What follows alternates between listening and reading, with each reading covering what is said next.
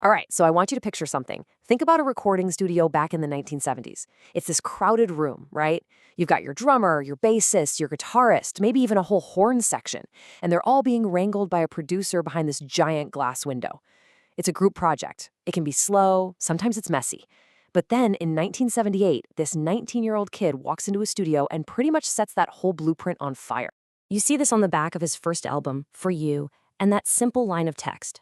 Man, it was so much more than just a list of credits. It was a declaration of independence, a statement of total, absolute creative control that it was almost unheard of back then. This wasn't him just showing off. It was the beginning of a whole new way to think about making music. And here's the number that really tells the story. 27. That's how many instruments he played on that album. 27. Think about that. This wasn't just some incredible display of raw talent. This was the start of a revolution. He was proving that one single, focused vision could build a sound that was bigger, tighter, and more powerful than a whole room full of musicians. So to really get just how wild this was, we got to step back and look at the world he was pushing against. Before Prince, making music was almost always a team sport. Now look, the idea of a musician who could play a bunch of different instruments wasn't new. Of course not. But those people were usually seen as like a utility player, a session helper. The person the producer calls in to fill a gap here or there.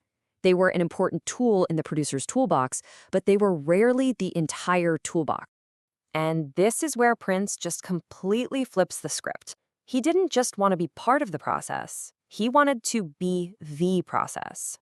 This really gets to the heart of his whole innovation.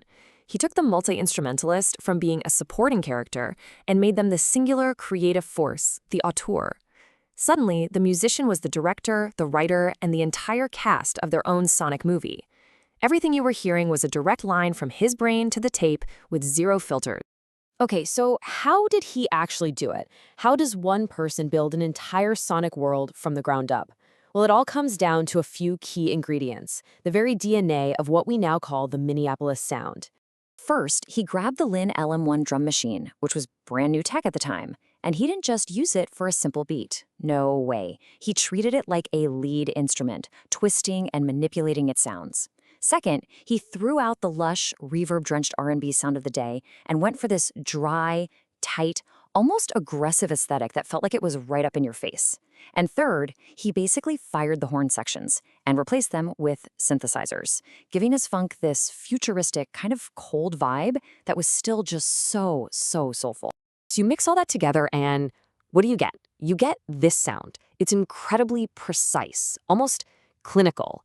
It's synthetic, and it's got this amazing tension to it. The point wasn't for one guy to sound like a band. The point was for one guy to create a sound that a real band literally could not make. But his real genius, it went even deeper than just the instruments he was playing. It was about how he used the entire recording studio. And this is the key to everything. Because he was playing it all himself, there was no lag time. He didn't have to explain an idea to anyone. He could lay down a drum pattern and a second later grab a guitar and have an immediate, instinctive conversation with it. He created this telepathic cohesion, this perfect feedback loop where every single part was talking to every other part because they all came from the same exact mind at the same exact time.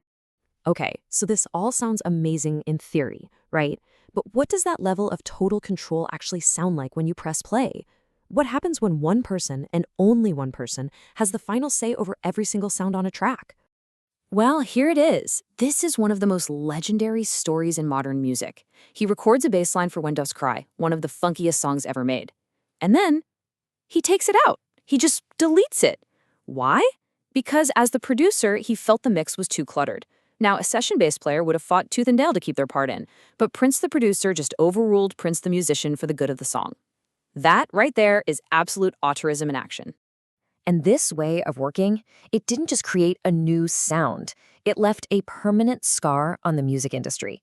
It created a powerful legacy of artistic autonomy. I mean, this slide just lays it out so perfectly. Look at the shift. Before Prince, control was collaborative, led by a producer. With the Minneapolis model, it's absolute auteurism. Efficiency goes from weeks of rehearsals down to capturing a lightning-in-a-bottle idea in just a few hours.